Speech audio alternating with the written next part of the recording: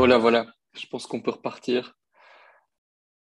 Euh, et donc, nous avons Nicolas Vereecke who just joined us. So I'll quickly introduce him again.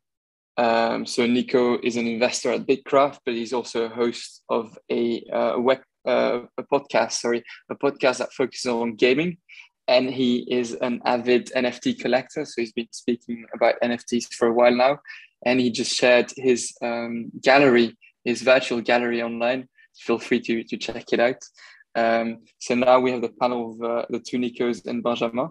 And I'll start with a question to kick it off, and I'll go for Nico Vereecke. I'm quite curious to hear about your journey, how you entered NFTs, and also about your vision, how you see NFTs evolve, and especially on the art side. Good question. Thanks, Al. Hey, everyone. My name is Nico. I'm from the northern part of our small little country, so I'll explain everything again in English because that's going to be more understandable. So my journey, it's really funny if I explain stuff like this and talk about companies in Belgium. No one knows what I'm talking about, but here you guys might actually do. So I studied business in Leuven. I did a year in Vereecke as well, very business school. And then afterwards was very interested in tech and decided to do a coding bootcamp. So I did a coding bootcamp for a few months. And then afterwards I worked as a developer for a while in startups, also worked at BNP as a consultant for a bit. Noticed that the big banks weren't really my thing. And then I joined a company called Keyrock, which some of you might be familiar with. So I knew Jeremy and Juan pretty well. And so I joined them as like one of the first team members. And I used my knowledge of business and finance and technology to help them write their first trading algorithms. So that's what I was doing there. And that's where I took my first steps into the crypto world. In my time next to work, I took the opportunity to learn more, read a lot of books, something I do anyway. And one book really stood out. It's called The Bitcoin Standard.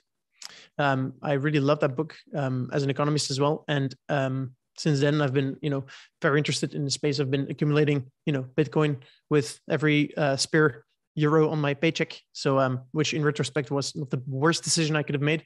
And then afterwards, I did that for a year, and then I went on and wanted to, go into more the fintech space, but more on the payment side. So I joined a company which was called Cash Free.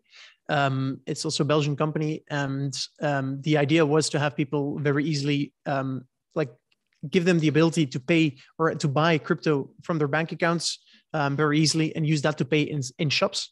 But we realized that it was, and this is 2-3 years ago, it was too early for people to start paying in Bitcoin. Most people see crypto as a investment, as something speculative. And it's still the case today, probably still will be in 2 years. Anyway, so it was too early. So we pivoted, and the company is now called Bonsai. And we took a shift, we went more in the green direction. So now the story of Bonsai is that with every 10 payments you do, we plant a tree. Anyway, I had a decision to make that I want to spend the next 5 years of my career in a company in the payment space, or was I going to follow my passion in crypto and stuff, and decided to go for the second. So I left Bonsai and decided to focus my attention on a space that I thought would have a lot of opportunity, and that was the intersection of crypto and games. So I've always been a very, very, very big gamer. You can ask my mom; she didn't really like that. And so, from that also, realized that the metaverse is something we're moving towards. A virtual world. You can think of the movie, what's it called, Ready Player One, right? After I saw that movie, I was like, that's where we're going. I mean, it's pretty much inevitable. And I realized that crypto was going to be a very big part of that. And so, this was summer last year. And been diving deep into the intersection of blockchain and games since. Started, acquiring NFTs as I was a big fan, and so I'm actually, became an art collector. Which, if you had told me last year, I would have told you what the hell are you talking about? I mean, that stuff is not your thing, absolutely not. But here I am investing in freaking generative art on chain NFTs. which appeals to me. I'm a nerd, and these stuff that stuff's nerdy, and I enjoy that stuff. Anyway, so that's pretty much, yeah. No, it's not yet where I am. So, crypto and games. Started a podcast with a company. So the Metacast, it's called. And we discuss we discuss the gaming industry as a whole, but with my interest, I pull it towards the crypto side quite a bit. So we have like weekly roundtables where we discuss a bunch of stuff, but we also have our crypto corners where we go deep in specific crypto topics. So over the past weeks, we've released like deep dives into Axie Infinity, for example. Which some of you may know. That's the one. Like I think Axie Infinity is a major reason why NFTs started taking off over the summer again. So we did that. We looked into Wolf Game recently this week, I think. Anyway, so a bunch of stuff there. If that interests you, feel free to check it out. And then I over the summer was asked by BITKRAFT Ventures to join their team, as also thanks to the popularity of Axie Infinity.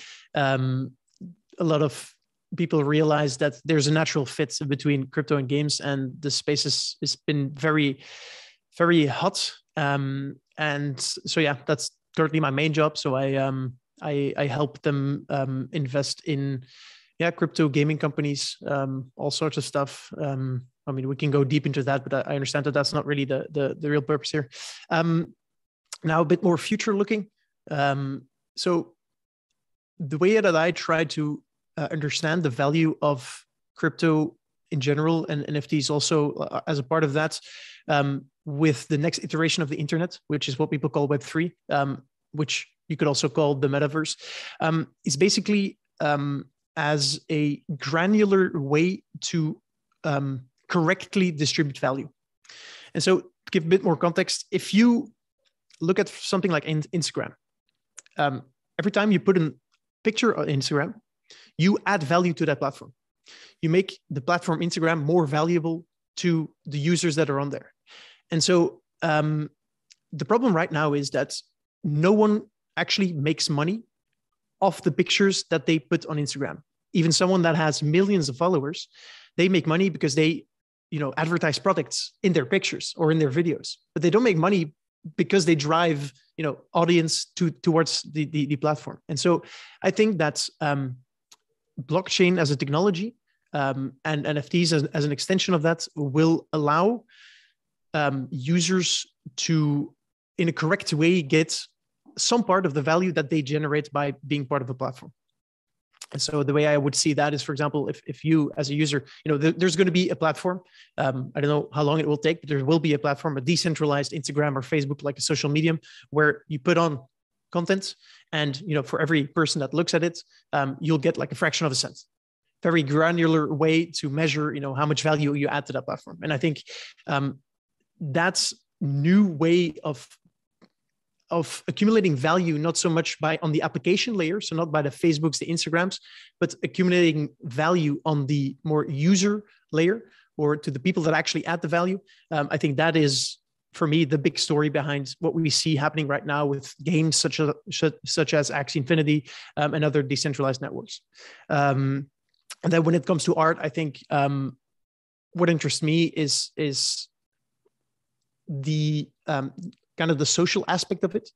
So Benjamin, so one of the things I like of generative art is so the moment you mint a generative art piece, that's actually the moment it gets created. And the way it looks is based on the transaction hash of you making the payments for that piece of art, which means that piece of art is fully tied to you. You were a part of the creation of that piece of art. And I think the connection between the artist, the piece of art, and the person or the user or the owner of the piece of art is going to get stronger because of NFTs.